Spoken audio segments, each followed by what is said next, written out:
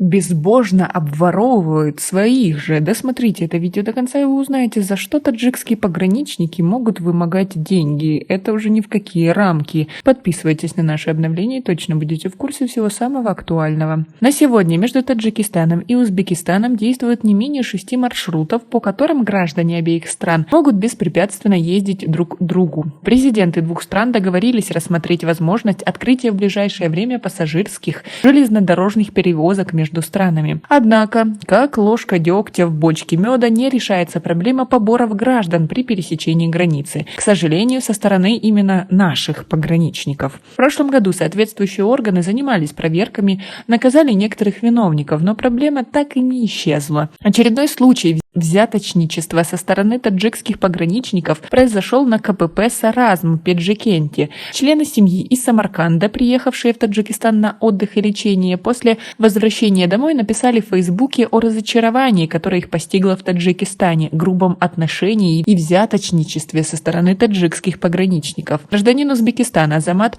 Ишанкулов рассказал об этом на своей странице в Фейсбуке. «Мы ездили в Таджикистан на своей машине. При возвращении мы простояли у ворот КПП «Саразм» почти 2 часа безо всякой причины. Пограничники не отпустили нас, пока не получили от нас деньги», написал Азамат. Ранее граждане Таджикистана и Узбекистана жаловались на притеснение таджикских пограничников на погранпереходах в Сагдийской области.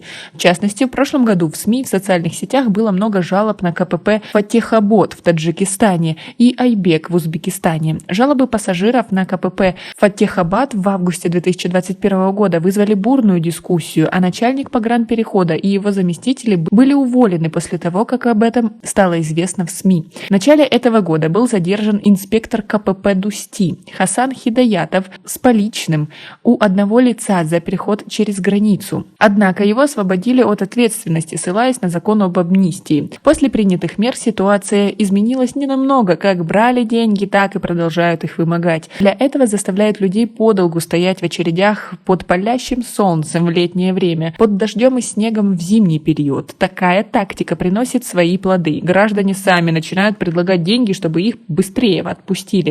А как вы относитесь к такой ситуации? Свои ответы напишите нам, пожалуйста, в комментарии. Еще в 2018 году президент Таджикистана потребовал строго наказать сотрудников силовых структур за мздоимство и грубое отношение к иностранным туристам и путешественникам. Таких людей необходимо объявить предателями нации, заявил Эмомали Рахмон на встрече с руководителями и активистами Сагдийской области в июле 2018 года. Знакомство гостей и туристов с национальной культурой и обычаями начинается с ворот страны, то есть с пограничных и таможенных пропускных пунктов. Работники таможни, руководители и ответственные лица пропускных пунктов не должны об этом забывать. Они всегда должны помнить, что являются представителями просвещенной и цивилизованной нации таджиков, подчеркнул глава государства. Если в будущем сотрудники милиции, работники таможни или пограничники будут вымогать деньги у туристов или препятствовать их путешествию по стране, их нужно объявить предателями нации и наказать самым строгим образом, добавил Эмомали Рахмон на той встрече. И вот какие 4 причины, за что таджикские пограничники могут попросить деньги. Когда едете на своей машине. По словам Азамата Ишанкулова, он долго стоял на своей машине у КПП.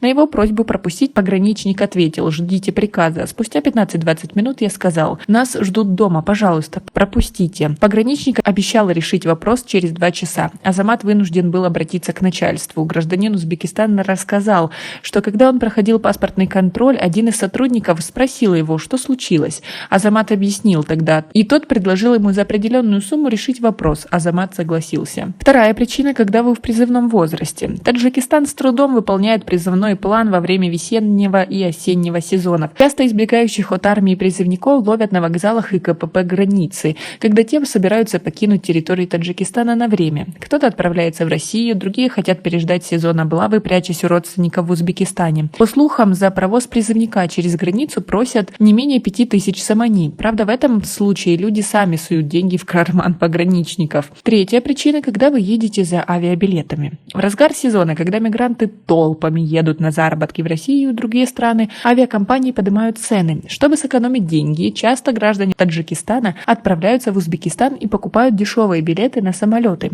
Чтобы не опоздать на рейс, мигрант согласен давать мзду любому, кто согласен согласно своему служебному положению, может помешать его поездке. И четвертый вариант, когда вас ждут неотложные дела. Граждане Таджикистана и Узбекистана едут друг к другу не только в гости или с целью путешествия, но и на свадьбы, похороны, лечение, учебу. Часто из Сурхандарьинской области в Таджикистан приезжают к известным врачам Таджикистана, а из пограничных районов Таджикистана едут к ташкентским докторам. Если их попридержать на границе 2-3 часа, то они быстро согласятся дать взятку, чтобы их быстрее пропустили. Как вы относитесь к такому позору? Ведь действительно президент прав в том, что страна начинается с пограничного пункта. Какое разочарование людей, когда они видят таких пограничников. Сразу складывается впечатление о стране. Вы согласны? Свои ответы напишите нам, пожалуйста, в комментарии. У нас пока на этом все. Оцените наше видео подпиской и лайком. До скорой встречи.